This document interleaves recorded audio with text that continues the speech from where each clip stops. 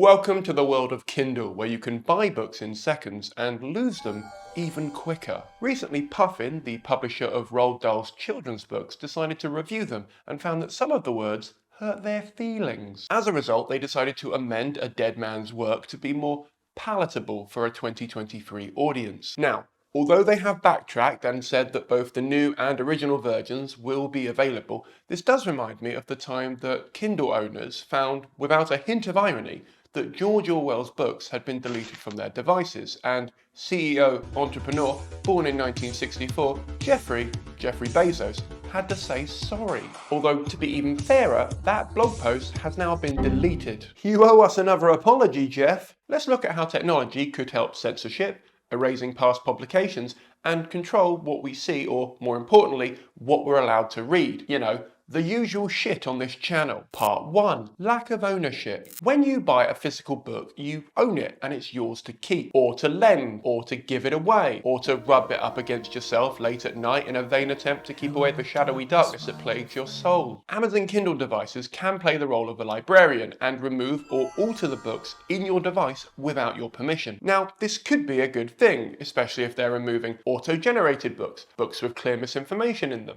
or books by people I just don't agree with. To be honest, those last two in a Venn diagram are just a circle. Less great when it's a book that you just wanted to read, or you needed to read for your homework. This means that a book that you've purchased and downloaded to your device can be deleted or altered without any warning. And this isn't just a theoretical concern, it's happened in the past. Instead of buying a book, you're essentially buying a license to access that content, which can be revoked or changed at any time. This lack of ownership is not only fucked up, but a major issue for Kindle owners, as it means they have no control over the content that they've paid for, and there's nothing they can do about it. Part 2. Who owns my books then? Great question, voiceover Simon. Much like The Undertaker during his undefeated streak in the 1990s, it's hard to pin down, especially ebooks that only work on Kindle devices. Technically, you own a license to that book, even a book that you've downloaded to the device. So if the author decides they don't want their book in circulation anymore, they can, by rights, ask the publisher to remove the book from wherever it is, and they have to comply. Equally, the publishing house might decide that they've changed their mind, and at a snap of their fingers, the masterpiece is gone. And by a snap of their fingers, I mean they delete it from the cloud, which means you can no longer download it to new devices. I know, right? When they were selling you that 300 quid Kindle on the convenience of the cloud, they forgot to mention that that convenience takes away all of your rights.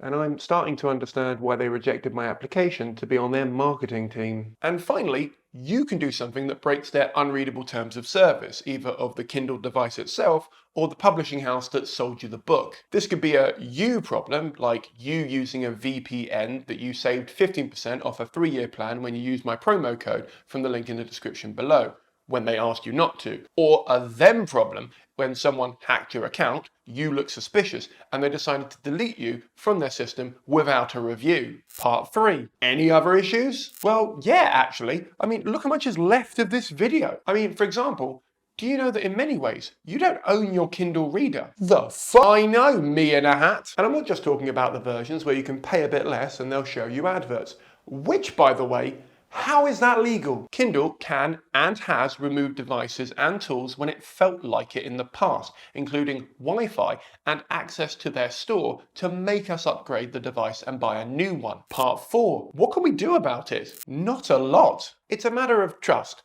When you purchase a book, you expect to be able to read it whenever you want without interference. When a company like Amazon can delete or alter books without your permission, it kind of undermines that trust. And secondly, it's a matter of censorship. When Amazon can edit the text of a book without the knowledge or consent of the license holder, you're giving them an immense amount of power to control your media that you've paid for. And they don't make this clear. When you buy an ebook off Amazon, it says buy now. Not rent now, not buy the license, not buy it until we change our minds, although admittedly that would look a bit long on the button. It says buy now, which in hindsight is a little misleading. So Puffin could have doubled down and said, we're changing Roald Dahl's ebooks, and bam, everybody's copy would have changed overnight.